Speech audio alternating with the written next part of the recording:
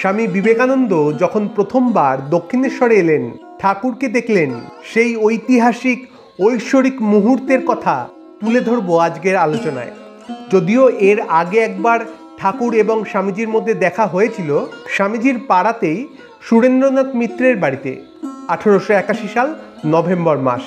কিন্তু সেই দিন ঠাকুরের সাথে স্বামীজির বিশেষ একটি কথাবার্তা হয়নি, খুব সামান্য একটি দেখা সাক্ষাৎ। কিন্তু দক্ষিণেশ্বরে যখন স্বামীজি প্রথম এলেন, সেই দিনের গুরুত্ব অপরিসীম। ওই সুরেন্দ্রনাথ মিত্র এবং আরও কিছু বন্ধুদের সাথে স্বামীজি প্রথমবার দক্ষিণেশ্বরে এসেছিলেন। তো যখন প্রথম তিনি ওই দক্ষিণেশ্বরে ঠাকুরের ঘরের দরজা দিয়ে সেই ঘরে প্রবেশ করলেন, তখন স্বামীজির বয়স ছিল ওই 18-19। তখনও তিনি স্বামীজি হননি, তিনি ঠাকুরের নরেন অর্থাৎ নরেন্দ্রনাথ। তো স্বামীজি ঠাকুরের ঘরে প্রবেশ করার পর যখন ঠাকুর স্বামীজিকে দেখলেন চুলের কোনো পরিপাটি নেই, এলোমেলো চুল, পোশাক পরিচ্ছদেরও কোনো আঁট নেই। অর্থাৎ ওই কিশোর স্বামীজির বাহ্যিক জগৎ নিয়ে যেন কোনো মাথা ব্যথা নেই। ঠাকুর নরেন্দ্রনাথের চোখ দেখে বুঝতে পেরেছিলেন তার মন সর্বদা যেন অন্তর্মুখী। তো ঠাকুর ওদেরকে বসতে বললেন। ঠাকুরের ঘরে মেঝেতে মাদুর পাতা ছিল, সেই মাদুরের উপর বসলেন নরেন্দ্রনাথ এবং তার সাথে যারা এসেছিলেন তারাও। ওই যেদিকটা গঙ্গার জলের পাত্রটি রাখা ছিল সেখানে বসলেন স্বামীজি। তো যেহেতু ঠাকুর আগের দিন সুরেন্দ্রনাথ মিত্রের বাড়িতে স্বামীজির গান শুনেছিলেন, তাই তিনি জানতেন যে স্বামীজি গান গাইতে পারেন, সেই জন্য স্বামীজিকে গান গাওয়ার অনুরোধ করলেন। কিন্তু স্বামীজি বললেন তিনি বাংলা গান খুব একটা জানেন না, ওই 3-4টে। তো ঠাকুর বললেন তাই গাও। তখন স্বামীজি ব্রাহ্ম সমাজের একটি বিখ্যাত গান ধরলেন, ওই যে ওই গানটি, মন চল নিজ নিকেতনে, সংসার বিদেশে, বিদেশির বেশে, ভ্রম কেন অকারণে। এবং এই গানটি স্বামীজি একদম 16 আনা মন দিয়ে গাইছেন, যেন মনে হচ্ছে গাইতে গাইতে তিনি ধ্যানস্থ হয়ে যাচ্ছেন। এবং স্বামীজির ওই ভাব দেখে ঠাকুরও ভাবাবিষ্ট। এদিকে স্বামীজি গাইছেন ধ্যানস্থ অবস্থায় আর ঠাকুর শুনছেন ভাবাবিষ্ট অবস্থায়। কি অপরূপ দৃশ্য! তো ধীরে ধীরে ঠাকুর প্রকৃতিস্থ হলেন, ওদিকে গানও শেষ হলো। তারপর হঠাৎ ঠাকুর স্বামীজির হাত ধরে টেনে নিয়ে গিয়ে ঠাকুর ঘরের উত্তর দিকের যে বারান্দাটি আমরা এখনো দক্ষিণেশ্বরে গেলে দেখতে পাই, সেই বারান্দায় নরেনকে নিয়ে গেলেন ঠাকুর। স্বামীজি তো অবাক যে কি করছেন ঠাকুর। তখন শীতকাল, তাই বারান্দায় যে থামগুলো আছে সেই থামগুলোর সাথে ঝাঁপ দিয়ে বাইরেটা আটকানো, অর্থাৎ বাইরে থেকেও ভিতরে দেখা যাচ্ছে না, ভিতর থেকেও বাইরে দেখা যাচ্ছে না। ঠাকুর এবার ঘরের দরজাটা বন্ধ করে দিলেন। স্বামীজি ভাবছেন হয়তো নির্জনে কোনো উপদেশ দেবেন, কিন্তু না, এরপর ঠাকুর যেটি করলেন তা স্বামীজির কল্পনার বাইরে।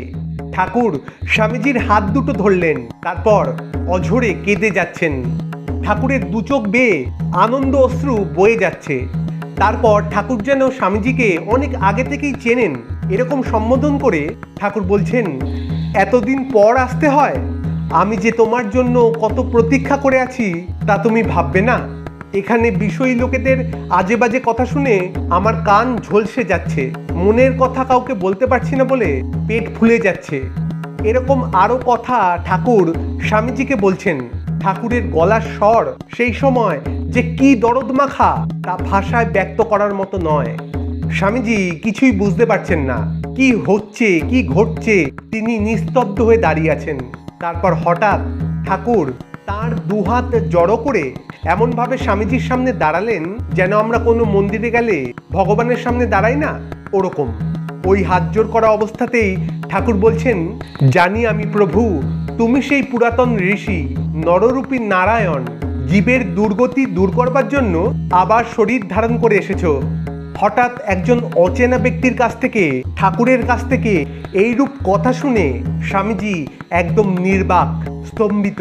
তার বিস্ময়ের কোনো শেষ নেই। মনে মনে স্বামীজি ভাবতে লাগলেন, এ কাকে দেখতে এসেছি? এ যে একেবারে উন্মাদ। না হলে বিশ্বনাথ দত্তের পুত্র আমি, আমাকে কেউ এরকম কথা বলে? আমরা জানি যে স্বামীজি সেই সময় যে ঈশ্বরকে খুব বিশ্বাস করতেন এমনটা নয়, একটা সন্দেহের চোখে দেখতেন ঈশ্বরকে। একজন যুক্তিবাদী মানুষ, হ্যাঁ, তিনি খুঁজছিলেন যে ঈশ্বর কি সত্যি আছে কি নেই, এই প্রশ্নগুলোর উত্তর খুঁজছিলেন।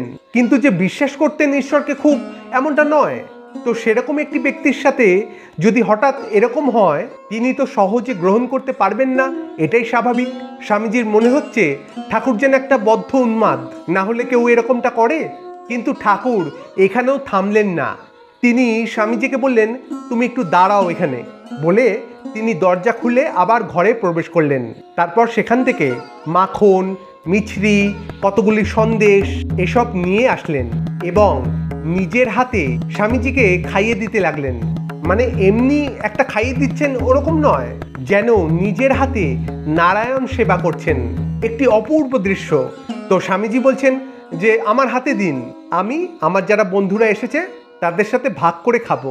কিন্তু ঠাকুর নাছোড়বান্দা, ঠাকুর বলছেন ওরা খাবে খানে, তুমি এখানে খাও, এই বলে খাইয়ে দিচ্ছেন এবং সবটুকু খাইয়ে তবে ছাড়লেন ঠাকুর। এবার স্বামীজির দুহাত ধরে বলছেন, বলো তুমি খুব তাড়াতাড়ি একদিন একা আমার এখানে আসবে। ওই সরল অনুরোধ স্বামীজি ফেরাতে পারলেন না, তিনি বললেন আসব। এরপর ঠাকুর এবং স্বামীজি ঘরের ভিতর প্রবেশ করলেন। তারপর স্বামীজি তার বন্ধুদের পাশে গিয়ে বসলেন এবং তিনি একভাবে ঠাকুরকে লক্ষ্য করছেন। কিন্তু তিনি দেখছেন যে ঠাকুর সবার সাথে কথা বলছেন, নানা উপদেশ দিচ্ছেন, কিন্তু কোনো কিছুতেই ঠাকুরের আচরণ অস্বাভাবিক লাগছে না। উন্মাদের মতন আচরণ তিনি করছেন না, সবকিছুই স্বাভাবিকভাবে এবং পরিণতভাবে আচরণ করছেন তিনি। তো এরপর স্বামীজি ঠাকুরকে প্রশ্ন করছেন, বলছেন আপনি ঈশ্বরকে দেখেছেন? এই প্রশ্নটি স্বামীজি এর আগে বহু মানুষকে করেছেন, কিন্তু কোথাও তিনি সঠিক উত্তর পাননি। কিন্তু আজকে পেলেন, কারণ ঠাকুর বললেন, হ্যাঁ দেখেছি, এই তোমাদের যেমন দেখছি, যেমন কথা কইছি, সেরকমই তাকে দেখা যায়, তার সাথে কথা কওয়া যায়। কিন্তু তাকে কে চায়? লোকে স্ত্রী পুত্রের জন্য ঘটি ঘটি চোখের জল ফেলে, টাকা বিষয় এসবের জন্যও ফেলে, কিন্তু ঈশ্বরের জন্য কাঁদছে এমন মানুষ কই? তো এইরূপ কথাবার্তা চলছে। এদিকে স্বামীজির মনের মধ্যে চলছে, তিনি ভাবছেন যে না, ইনি পাগল নন, ঈশ্বরের জন্য সর্বত্যাগী, কোনো ভনিতা নেই, কোনো কিছু নেই। তিনি যা প্রত্যক্ষ করেছেন তাই মানুষকে বলছেন।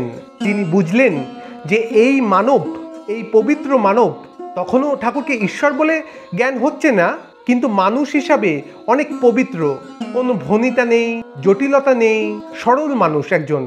এইটি স্বামীজি বুঝতে পারছেন। তাই বলছেন যে এরকম পবিত্র মানব, তিনি শ্রদ্ধা, ভক্তি, সম্মান ইত্যাদি পাওয়ার অধিকারী। তো আর দু একটা কথা হয়ে স্বামীজি ঠাকুরের কাছ থেকে বিদায় নিয়ে কলকাতা ফিরে আসলেন। এই ছিল দক্ষিণেশ্বরে এই দুই দিব্য পুরুষের প্রথম সাক্ষাৎকার। যেন দিব্যত্রয়ীর এই লীলা পর্বে এক নতুন দিক, এক নতুন অধ্যায় খুলে গেল সেদিন। এই দিনের এই ঘটনার মূল্য অপরিসীম, এ কোনো ভাষায় প্রকাশ করার মতন নয়। আজ এটুকুই, আবার দেখা হবে অন্য কোনো ভিডিওতে। ভালো থাকবেন, সুস্থ থাকবেন, ধন্যবাদ।